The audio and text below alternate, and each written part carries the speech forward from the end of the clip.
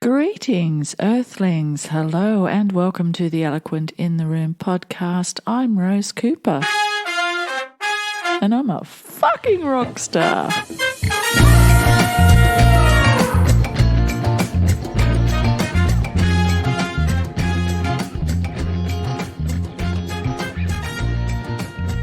Not really. Okay, maybe just a little bit, just a smidge. My single came out yesterday. It's called Everybody. It's out on Spotify and iTunes and iHeartRadio and all the other places you can stream music. And the clip that I put together is on YouTube. And so far, so good. People have been effusive in their praise, and it's been really humbling and a little bit embarrassing to get gushed on. Sure, I'm being mostly loved on by people who know me personally. I've got to say that. But people I've come to know through the podcast and through being on Instagram who are not exactly people in my life per se, people who have warmed to me through Instagram and the podcast and stuff, though, have been very, very kind and ebullient in their praise. And shit, it feels nice because I was really in a weird, vulnerable, exposed place with it. Particularly the clip, because there's a story in there, there's a message in there. It could be viewed as a little bit ham-fisted, I suppose. It's hard to know in the space of the media and music and everything, as it is now with the overwhelming influence of millennials and Zoomers sort of coating everything that everyone says and does in the sphere of the internet and in the social media world and all this sort of stuff. And for someone of my age to come along and do what I've done and to do it without any real thought to spending a lot of time on things like wardrobe and makeup, lighting and any of that stuff. I used a few filters and stuff with it, but it's very much me in both flattering and very unflattering lights, and it's me singing and it's me telling the world that I'm fucking fed up and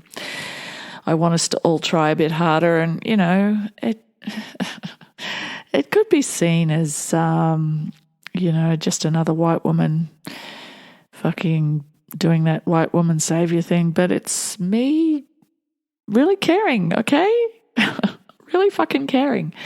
And as a member of the LGBTQ community, as a woman, as a feminist, as someone who cares about the planet and all that sort of stuff, and as an artist, that was the culmination of a lot of stuff, all in that one song and all in that one clip.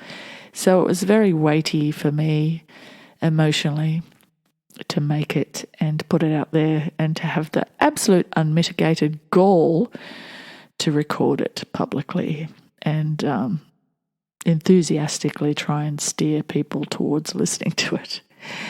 Yes, of course, I'm going to pop it on the end of this broadcast, so if you haven't heard it yet, you can have a listen.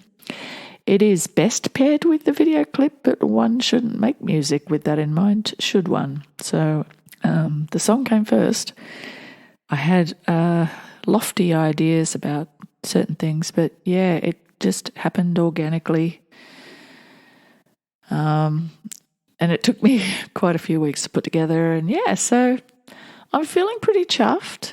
I'm also feeling like this is the start of a newish sort of era, renewed energy for continuing to create and make statements and be part of the conversation and all that sort of stuff. I was feeling not lost. I wasn't really tired and worn out and run down, but I was kind of feeling like I wanted to naturally progress into different areas, make more videos and do more short form recordings of little opinion editorial things besides the podcast. And I want to keep doing the podcast, but gee, finding people to talk to and finding the time to talk to people, particularly when they're overseas and you're in Australia, it's a bit of a juggle.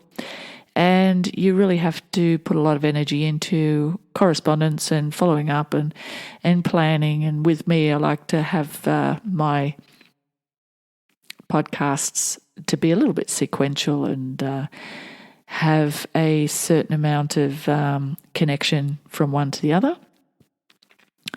So this particular episode, while it's strictly speaking not connected to consent, it also kind of is, because I want to talk about reality TV, and I think the topic of consent and reality TV kind of go hand in glove, because there's so much deception and manipulation and coercion that is going on behind the scenes in reality TV. And while many participants in these shows, for the most part, respect their contractual obligations to remain quiet about what goes on behind the scenes, the most recent series of Married at First Sight here in Australia has flagrantly been a rogue season by anyone's definition.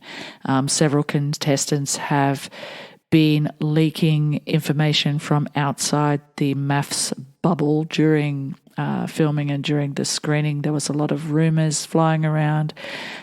These rumours made their way onto the screen, which served the producer's purpose to have some sort of drama happening, because it really did seem, for all intents and purposes, that all of the drama on the show was really manufactured. Like, okay, I have to out myself here right now.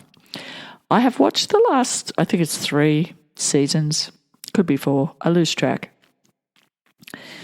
But the reason why I watch is twofold.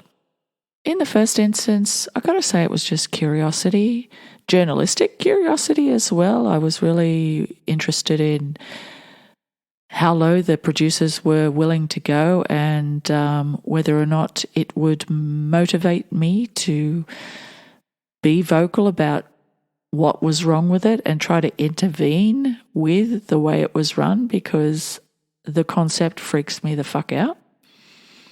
And then there's the not very dignified other side of me, a really small part of me that is jaded, cynical, very, very single.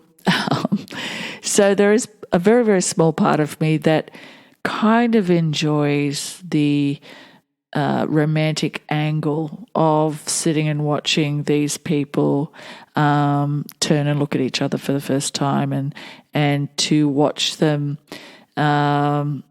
interact. It's an interesting sort of thing to witness vicariously, particularly as I'm not dating at the moment, and I haven't dated for quite a while. So I suppose it's kind of replacing that chemical kick one gets in one's brain of this. So I suppose I'm vicariously sort of being sucked into that side of it. But I've got to say, it's with my eyes wide open, and it's also with a lot of feeling of being totally appalled because I don't like the Cinderella myth. I think the Cinderella myth is fucked up.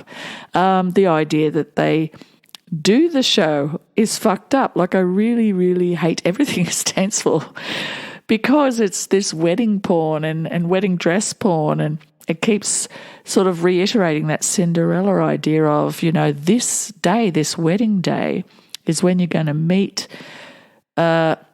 this person who's going to save you, who's going to rescue from your dull life of being single.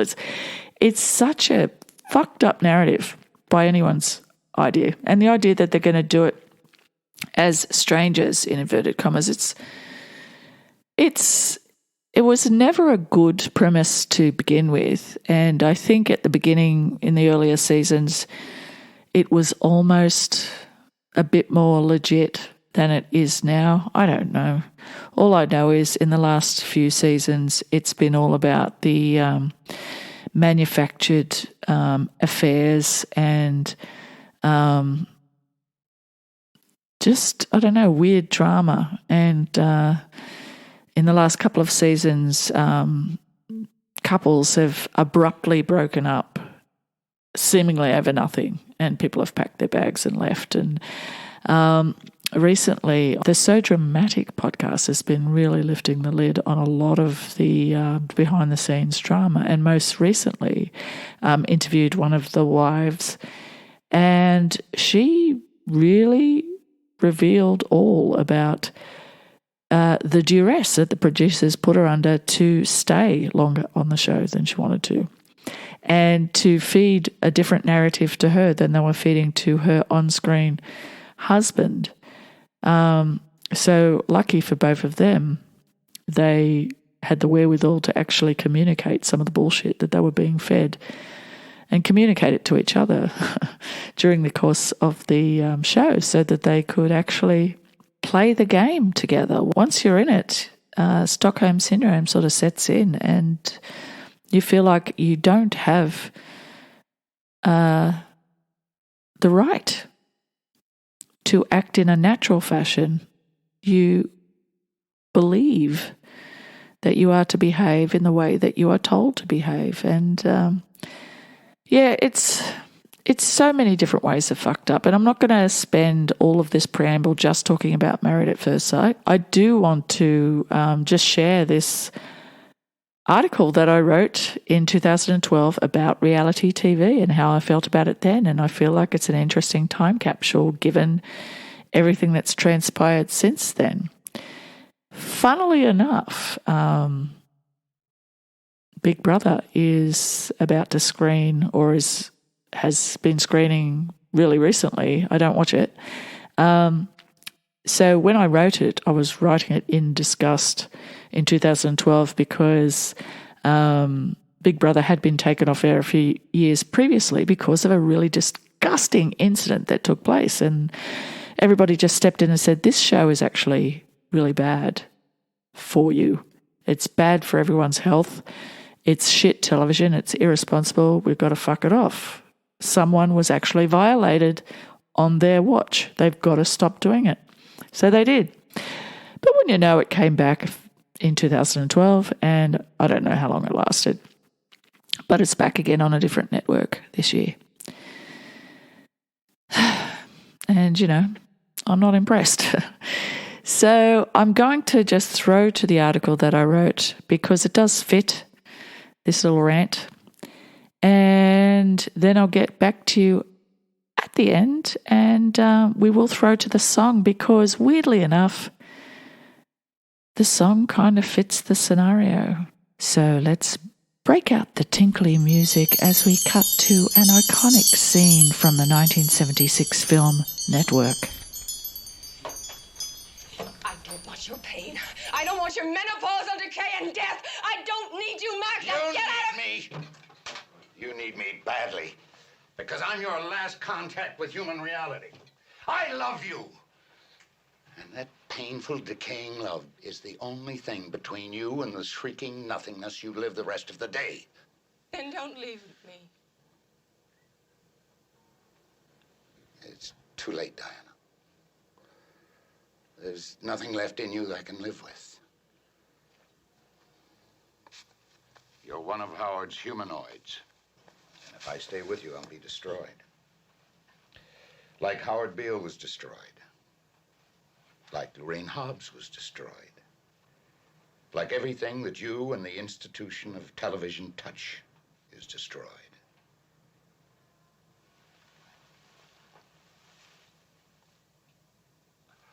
You're television incarnate, Diana.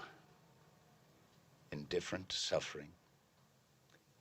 Insensitive to joy. All of life is reduced to the common rubble of banality. War, murder, death.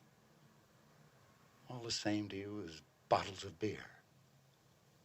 And the daily business of life is a corrupt comedy.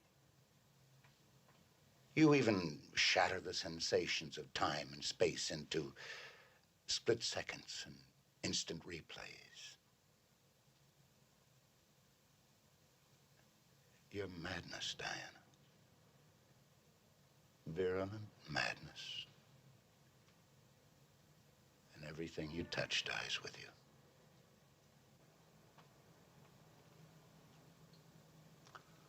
But not me. Not as long as I can feel pleasure and pain and love. And here are a few scenes from next week's show.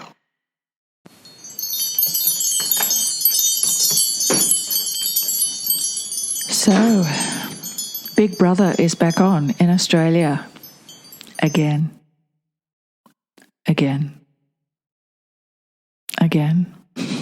Seriously, I don't get it. Mind you, I do speak from the lofty authority of someone who has never watched it. Not even a little bit. Coincidentally, I've never tried to sneak a peek into my neighbour's bathroom window while they were taking a shower either. Call me old-fashioned, but I don't really find fly-on-the-wall stuff that entertaining unless it's fictionalised fly-on-the-wall stuff like Arrested Development, Parks and Rec, The Office, Frontline, Kath and Kim. Those were top of the pops 10 years ago. Give me an artistic representation of reality over fishbowl TV any day. And to be perfectly honest, perhaps deep down I'm not moved by it because I'm more of your hands-on hedonist, or I was. I live such a quiet life these days. It's quite monastic. But in my heyday, which was not that long ago, I preferred to experience the highs and lows of life for myself rather than live them vicariously through someone else, unless it was really good drama. I think the empathy factor makes it too hard to watch people do this stuff for the exploitation value than it does to see really well-written, well-acted drama. Then I can let my defences down and really, really enjoy something spiritually satisfying and whatever, erotic, whatever. You know what I mean. I think the reason that these shows are so popular is they do distract us from our own problems because they give us real-life people to identify with, kind of, all while selling us toothpaste and beauty and youth and cosmetic surgery. And in the case of maths, wedding venues, wedding dresses, wedding feasts, nails, eyelashes, eyebrows, all the stuff. And don't forget the sex, which they are really pressured into doing. Oh, and the self-absorption, the narcissism, the gaslighting, all the really shitty psychological stuff that is now not incidental so much as played up, manufactured, orchestrated by the producers. But I suppose if I could sit and reflect about it and then write about it or podcast about it as an abject lesson in what not to do with your spare time, I suppose that's what I can get out of it. Because you know what? I've lived in share houses. I've been drunk at parties. I've made a complete twat of myself, had arguments, as well as taken showers, brushed my teeth. I don't need to watch other people do that. What's the point? There's no vicarious desire there on my side. I'm not looking at things that I haven't done or aspired to do even in my worst nightmare a lot of the time. And you know what? If I have to watch someone take a leak on television, I'd rather it be Toni Collette, Kate Winslet, Claire Danes. In recent times, Phoebe Waller-Bridge, Asha Keddy, because they have done it a lot in character lately. There's a lot of women peeing scenes these days. Have you noticed? Not just for pregnancy test scenes either. It's pretty much replaced the previously ubiquitous taking a shower or bath or brushing your teeth trope. So now, if we want to know if women are troubled and thinking, they're doing it on the loo.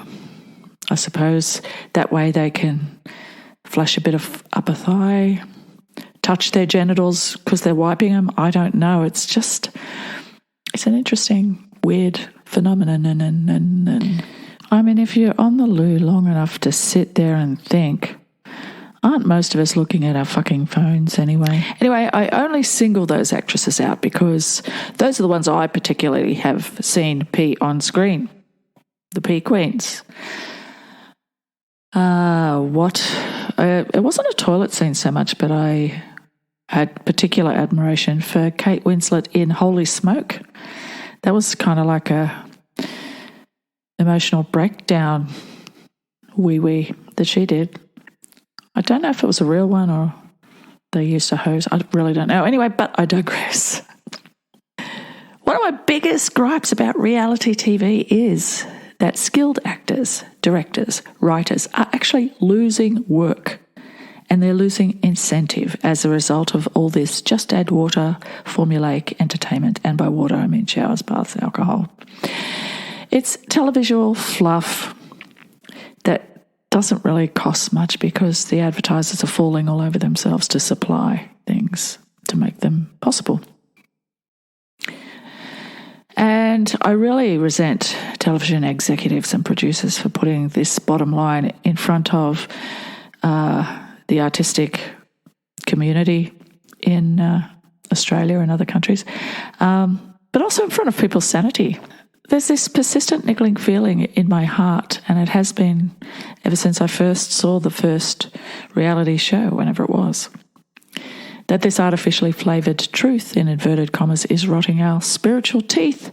In inverted commas, I'm aware I'm mixing bad metaphors there, but fuck, it's my podcast and I'll be weird if I want to. I'm appalled by the sheer exploitation of the participants and the audience. Let's get one thing perfectly straight. There is nothing real about reality TV. As soon as you appoint a director and turn on a camera and turn it towards a bunch of carefully selected people, place them in lab rat conditions, and then constantly manipulate the environment in order to provoke extreme behaviour, shit stops being real. End of story. Oh, and don't get me started on dramality, whatever. TV shows like Keeping Up with the Kardashians, sadly, people do watch this stuff thinking that it's spontaneous and genuine, in spite of the really careful staging, multiple camera angles, strategically placed mics, stakes-heightening voiceovers, foreboding dramatic music, and crafty, at times very fucking sloppy editing. There's such a profound difference between watching something that truly resonates via well-produced, insightful TV drama or comedy and watching the day-to-day existences of ordinary people in the vain hope that they will do something interesting, read embarrassing or salacious for our entertainment. Why did reality TV become the nation's staple? I actually have a fair idea. The year of writing this was 2012. It's now 2021. I celebrate 29 years as a published journalist this year. Because I don't hold a recognised degree, I never felt journo reflected who I was. I've always just called myself a writer or a humorist even, but I'm not a journalist because I never felt legit without a degree, which, let's face it, was rather naive of me given the unsavoury reputation the profession has garnered over the years.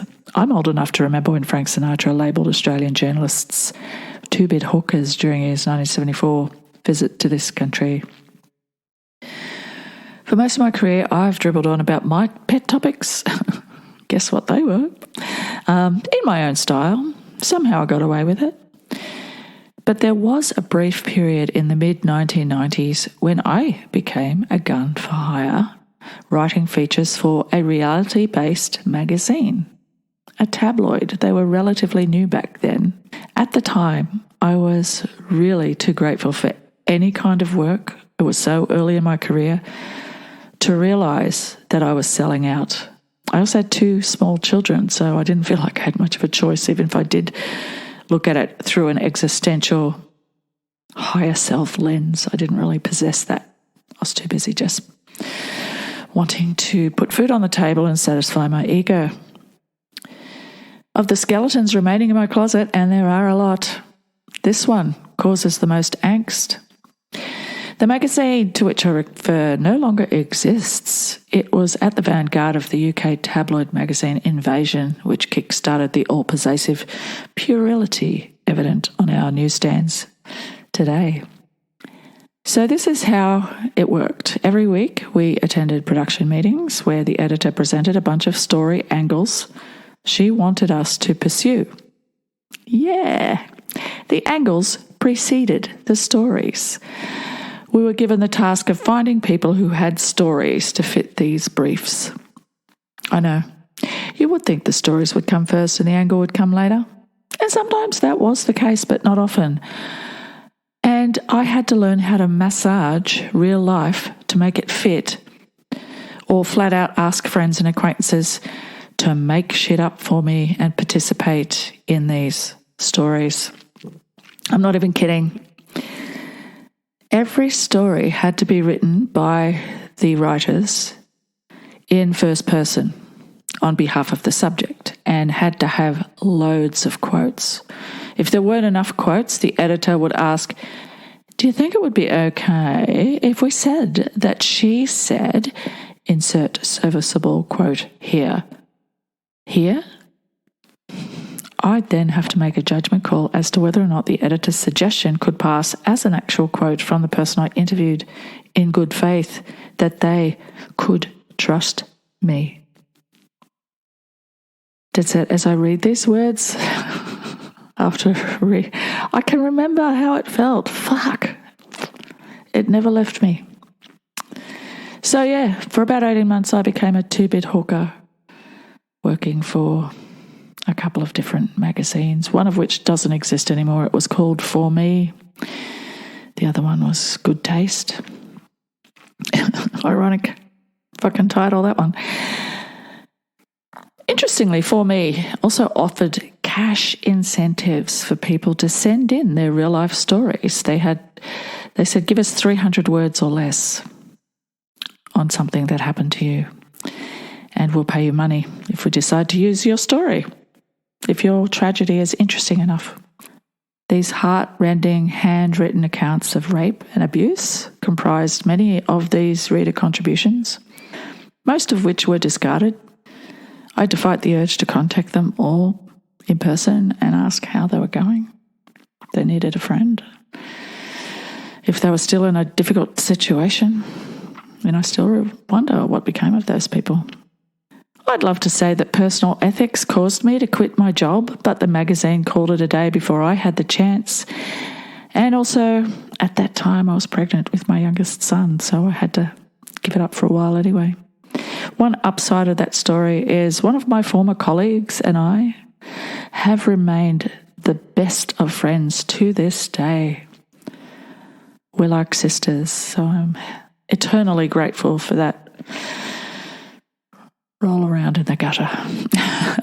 Magazines and newspapers have changed a lot in 30 years. I said that in 2012, so I guess they've changed a lot in 40 years. I don't read newspapers anymore, which was novel then. It's not now. Nobody reads newspapers anymore. That is under 50. I haven't for a few years. Whenever I see one now, I still get shocked at how tabloidy we've become. So much celebrity crap. It looks like a woman's gossip rag. The Daily Telegraph, the Sydney Morning Herald, if not for royal gossip and celebrity gossip, what would any of those magazines and newspapers do with their lives? Women's gossip rags have all morphed into the National Enquirer, which used to be an absolute joke. Richard Nixon was the father of my two-headed love child, and, shit like that. That's what I made up on the fly. That's a bit disturbing, isn't it? Celebrities and their divorces, dalliances and diets dominate the front page. The stuff that really matters is lucky to get a look in on page 10. Paparazzi's camera lenses have grown bigger as editors' consciousnesses have become smaller. This is me in 2012 saying social media perpetuates this to a certain extent. God, hasn't it gone fucking viral since then? And I mean in a toxic way. The popular hashtag first world problems provides a small glimmer of hope, I thought back then. Self-awareness is a beautiful thing. In some ways, the public is better informed by Twitter than by the news. Wow. This is a little time capsule, isn't it? Cyberspace is strewn with courageous, smart and creative people. That seems to be less the case. So there's so many more egomaniacs and narcissists on the grift now. But, in the show notes, I'm going to put some really reliable, wonderful podcast creators and YouTube creators because I love to share the love. Oh my God, where was I? I've gone so far off book. Which brings me back to TV. Documentaries would appear to be the last bastion of honesty on TV. I'm generalising, of course, but it seems to me that the documentarians of this world still give a shit about being truthful as well as entertaining. One of my favourites, whom we haven't really heard a lot of lately, is John Safran. This was definitely my fangirl love letter to John Safran, this article. His series, John Safran's Race Relations, took gonzo journalism to truly great heights. Seems to me if you're going to blatantly exploit people's... I found this on the web for his John Safran's Race Relations took gonzo journalism to truly great heights. Check it out. Siri just fucking went rogue. Shut up, Siri. I didn't ask you. Oh, she doesn't want to talk to me now. Fine. Oh my God, Siri, you are cancelled. Oh, that's cool. That happened live while I was recording.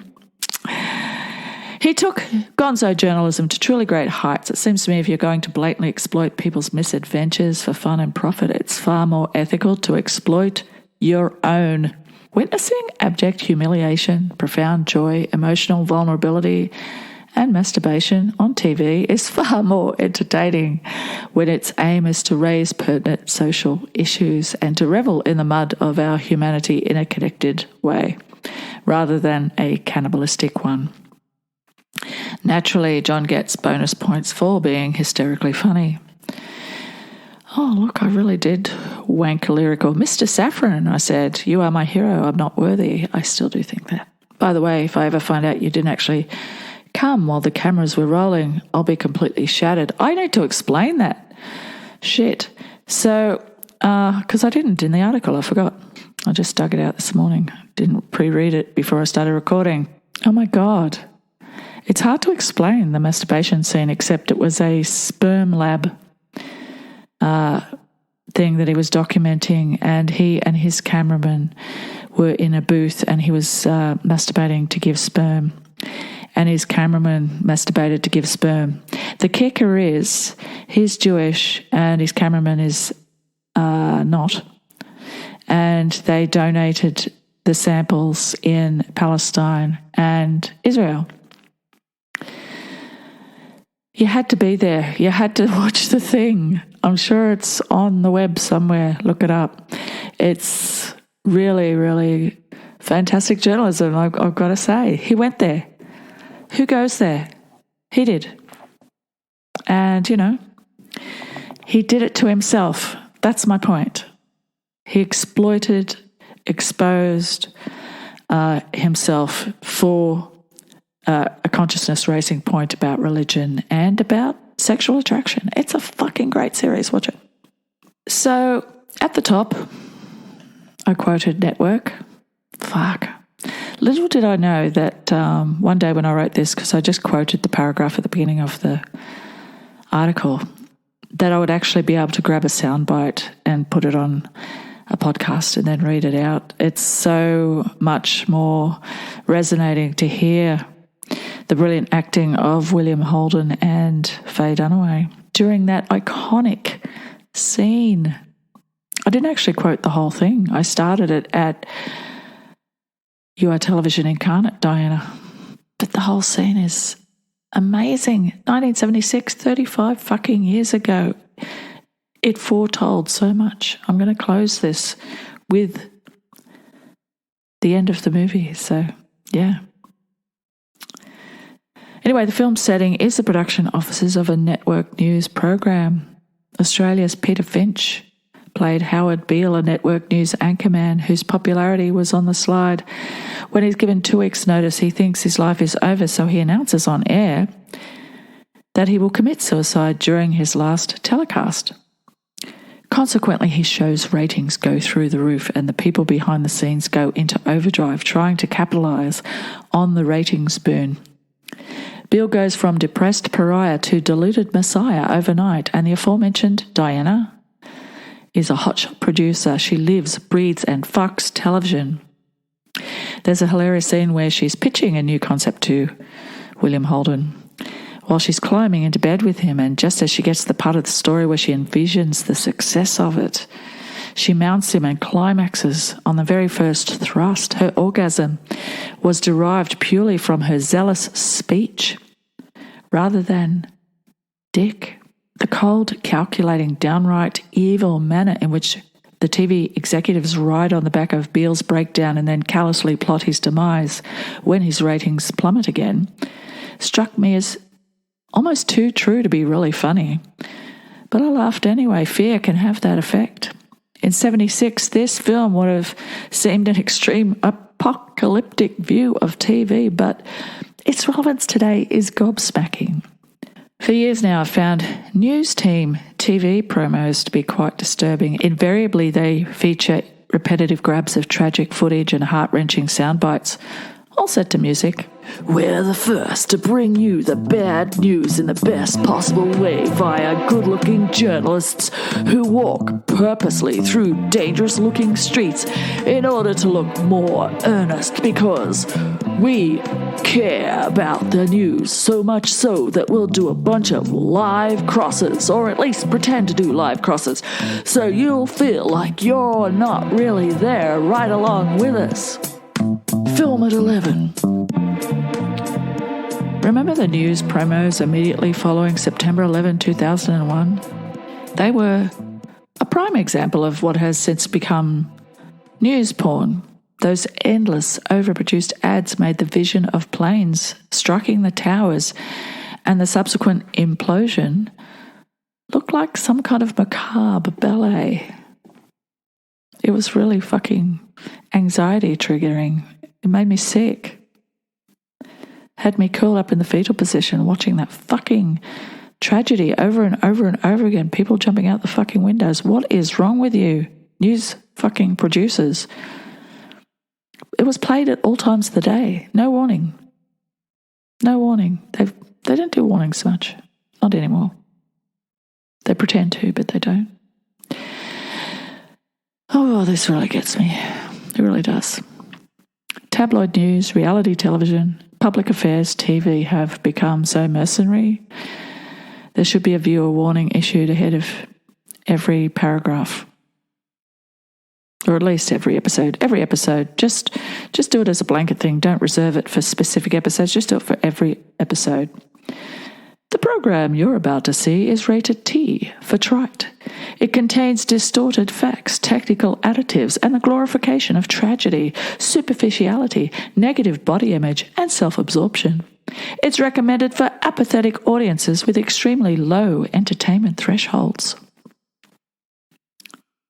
Big Brother attracted a lot of negative publicity during one of its seasons, so much so it was taken off air. It was known as the turkey slap incident. Google it. Content note, it is what you think it is. Commentators came out of the woodwork to indignantly tut about how exploitative the show was, while broadcasting the incident over and over and over. Please, sir, can it be over now? When that show was canned, we're talking about over a decade ago, I took it foolishly as a positive sign. But it came back once on a different network, and now it's back again on another network. I feel like I'm stuck in traffic. There's been an accident ahead, and all the cars in front of me have slowed down to ogle the injured, metaphorically speaking. Do I sound a tad self-righteous? Probably. But if I've given anyone pause to contemplate the insatiable machine that sucks the lifeblood from our art industry and undermines the collective consciousness, and that causes them to switch off, then I don't care. Big Brother is not good television. Maths is not good television. Fucking MasterChef is not good television. The Voice is not good television. Anything that has people crying because in order to root for any of the contestants, you've got to watch something awful that they've been through that brought them there. To up the drama while someone makes a souffle or sings a song. What even is art anymore? What even is creativity anymore? It's a lie. That's what it is. I'll give the last word to Howard Beale. Q Howard. I don't have to tell you things are bad. Everybody knows things are bad. It's a depression. Everybody's out of work or scared of losing their job. The dollar buys a nickel's worth. Banks are going bust. Shopkeepers keep a gun under the counter. Punks are running wild in the street, and there's nobody anywhere who seems to know what to do, and there's no end to it. We know the air is unfit to breathe, and our food is unfit to eat. We sit watching our TVs while some local newscaster tells us that today we had 15 homicides and 63 violent crimes, as if that's the way it's supposed to be. We know things are bad, worse than bad.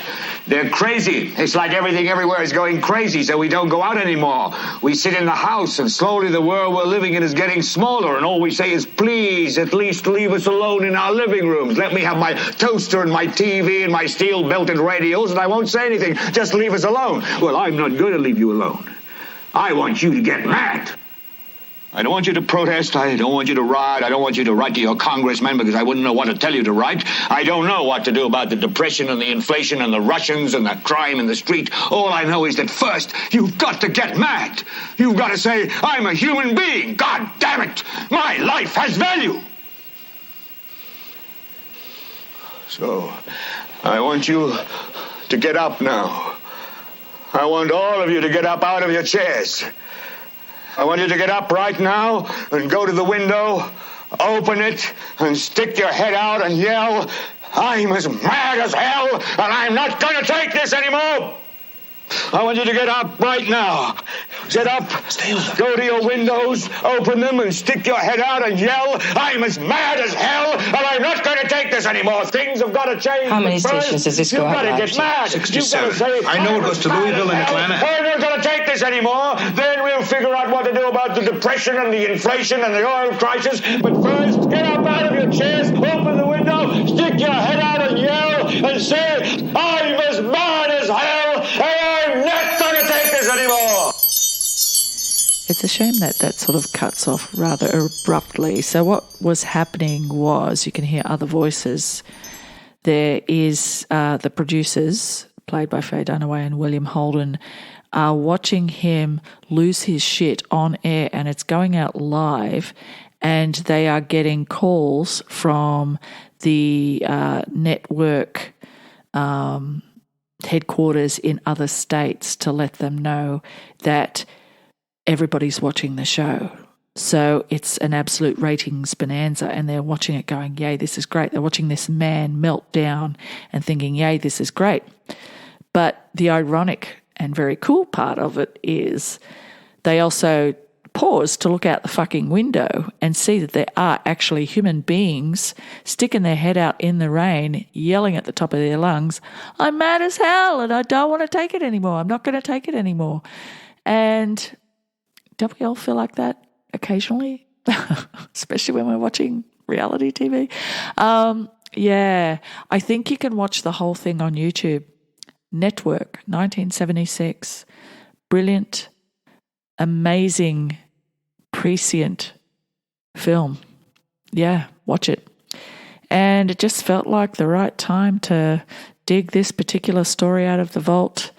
I have been following the drama around Married at First Sight this time around because it seems to be even more troubling than usual, and the participants seem to be suffering more than usual.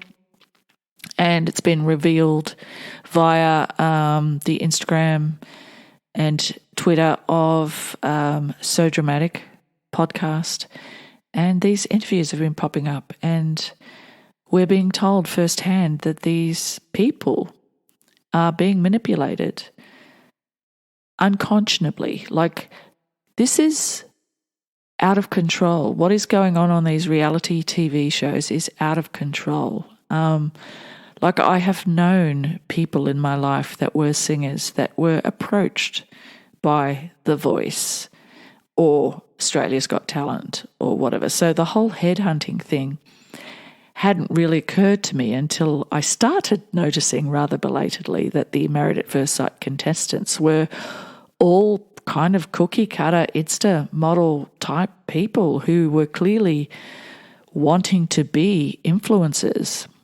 And I thought, hang on a minute, that's not right. How can everybody relate to people who are going onto a TV show to get married if they're all this particular kind of person?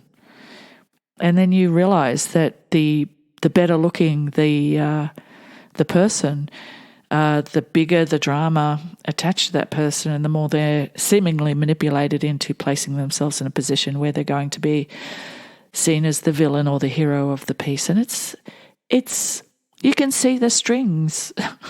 It's like watching a 60s B-grade sci-fi film. You can see the fucking fishing wire floating the flying saucer in front of your eyes.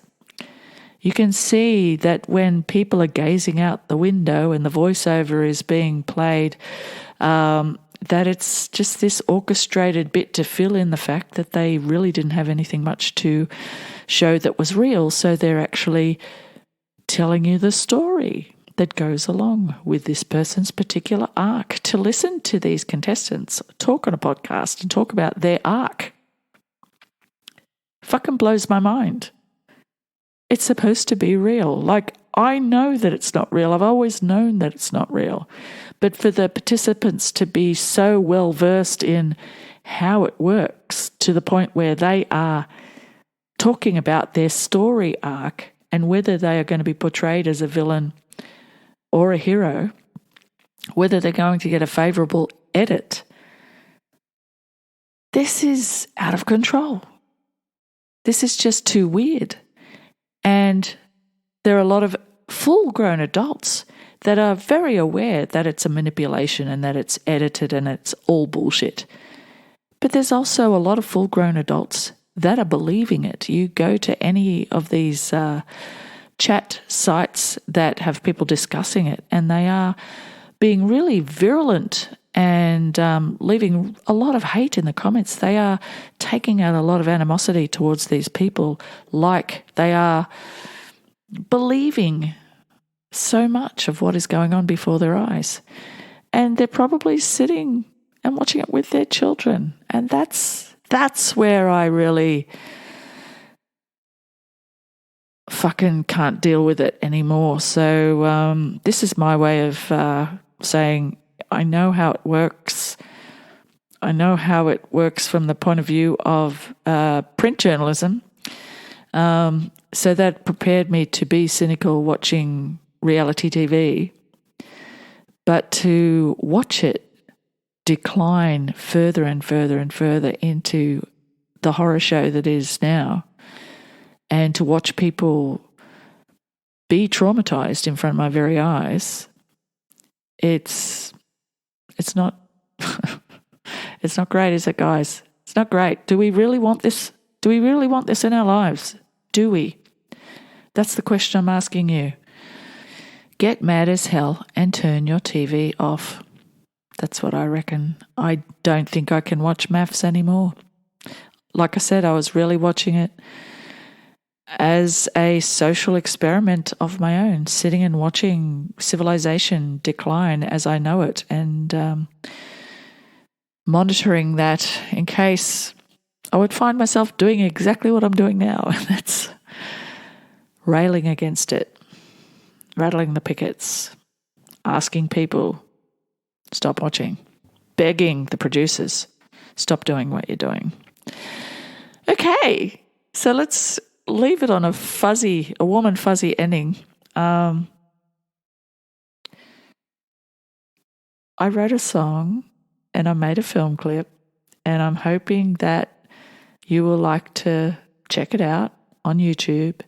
And if you like the sound of it, I'm about to play it for you now. If you really like the sound of it, pop onto Spotify or iTunes. You can even purchase it if you like. Like, I have not got a job at the moment. I throw my heart and soul into being an artivist, being a podcaster and social media commentator and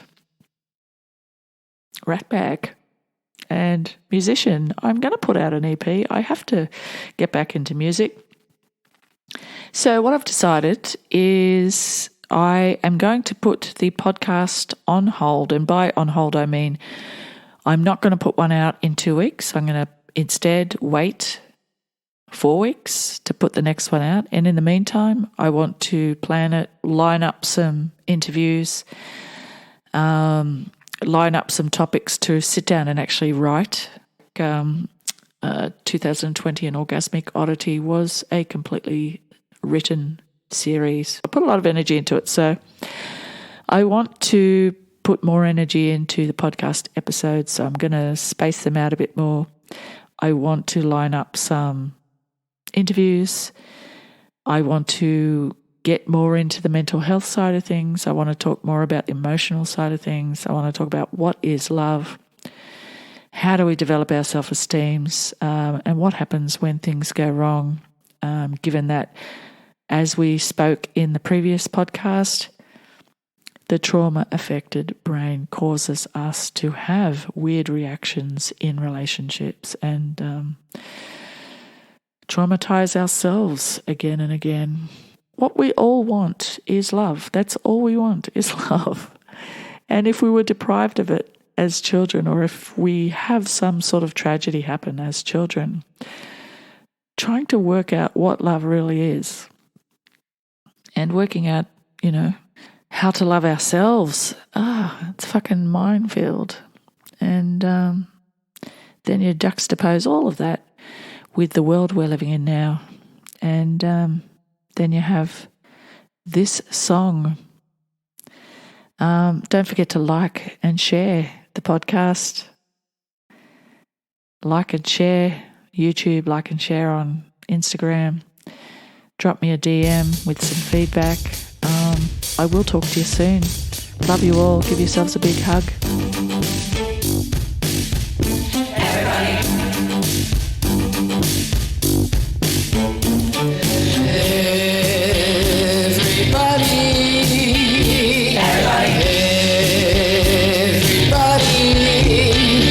Everybody's typing, swiping, texting, nexting, posting, ghosting.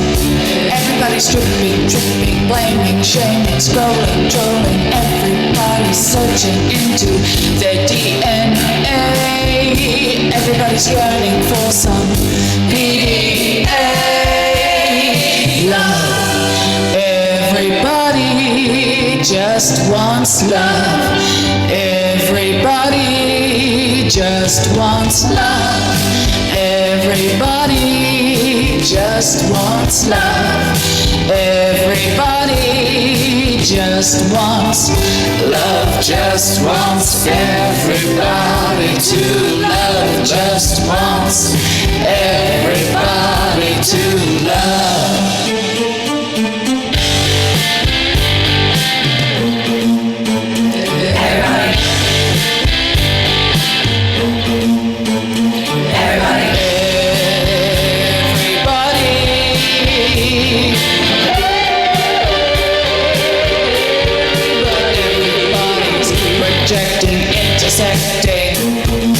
Everybody's isolating, procrastinating. Everybody's waiting for their light to turn green. Everybody's wanting to be seen. Everybody just wants love. Everybody just wants love.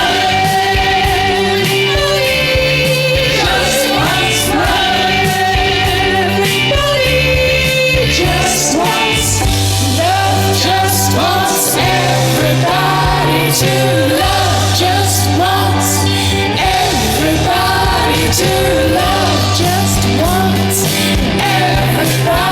to